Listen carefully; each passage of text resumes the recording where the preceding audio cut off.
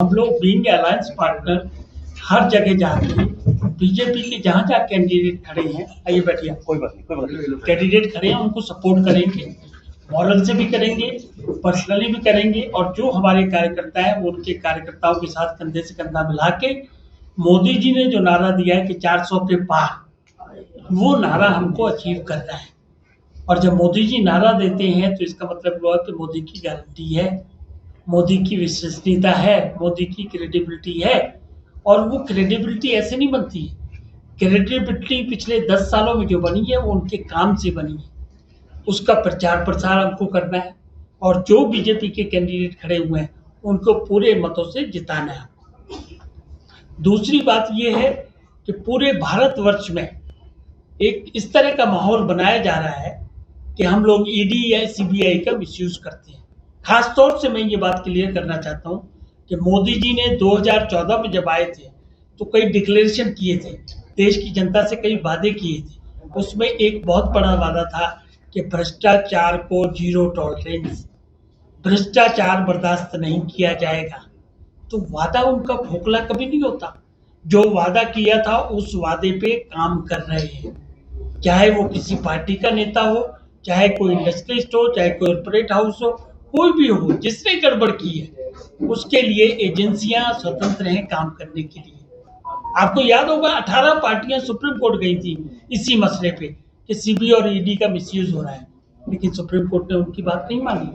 उन्होंने डाटा दिए, उन्होंने बाकायदा नेताओं के नाम दिए, लेकिन उसके बावजूद भी सुप्रीम कोर्ट ने कहा कि नहीं, एजेंसियां अपना काम निष्पक्ष तरीके से रूल ऑफ द लॉ के हिसाब से कर रही हैं। तो भ्रष्टाचार की लड़ाई जारी रहेगी, चाहे जितना ये लोग शोर मचाएं।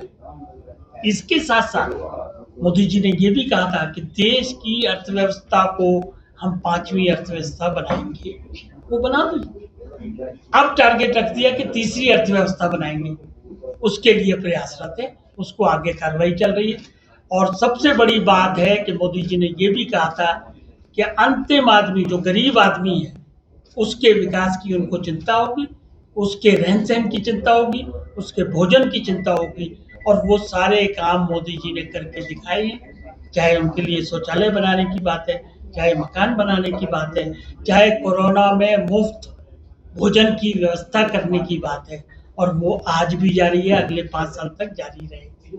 तो ऐसा प्रधानमंत्री देशवासियों को मिला हुआ है, इसीलिए देश की जनता का विश्वास उनके साथ है।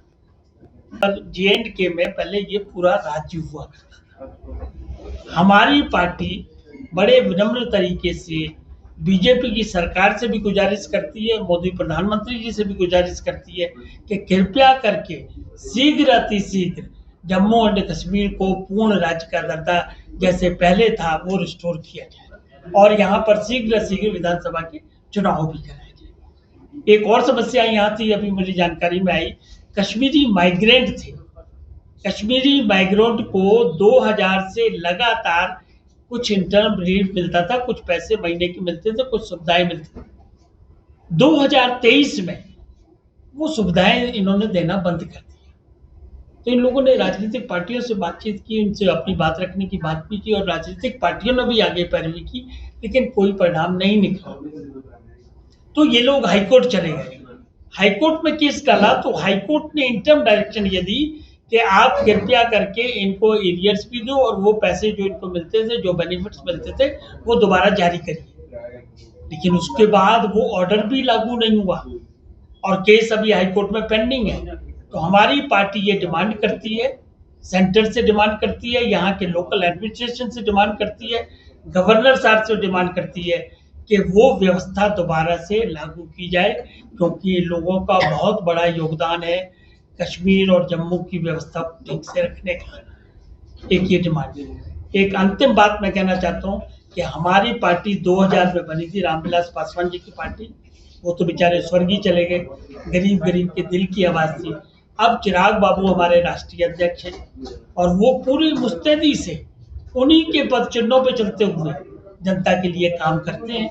और उन्होंने जिम्मेवारी दी है, हमारे स्टेट प्रेसिडेंट रफीक मलिक, ये भी 24 घंटे जनता के लिए लगे रहते हैं। और हमें उम्मीद है कि जब भी यहाँ विधानसभा के चुनाव होंगे, हमारी पार्टी उसमें बहुत अच्छी उपस्थिति दर्ज कराएगी और एमएलए हम लोगों के ज़्यादा से ज़्यादा जीत के आएंगे। इसके लिए हम कार्य। Any questions please.